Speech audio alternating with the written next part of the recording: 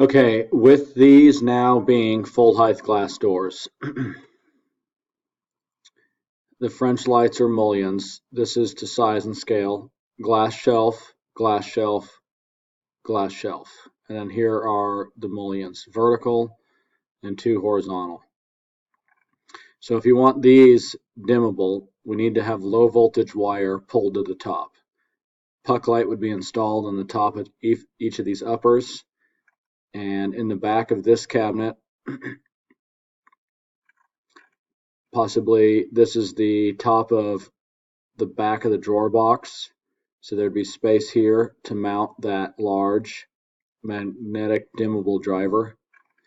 So maybe a wall switch here that would turn on the magnetic driver, and from here, low voltage ran up in the wall, stubbed out at the top within 3 inches of the top. That would power the puck lights.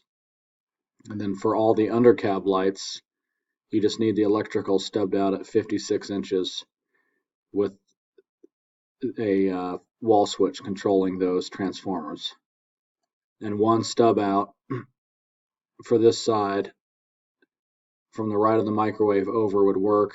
You need another one right here unless you loop some low voltage from the right side of the microwave to the left. Now on the sink wall, stub out here to the right of the window and one left of the window. But these, again, take a look at these and let me know what you think, but this is to size and scale.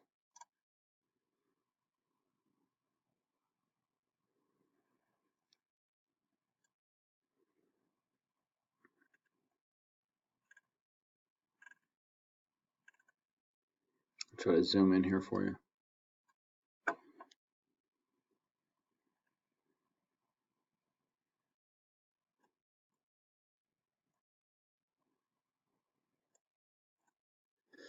It's being sluggish, but that is the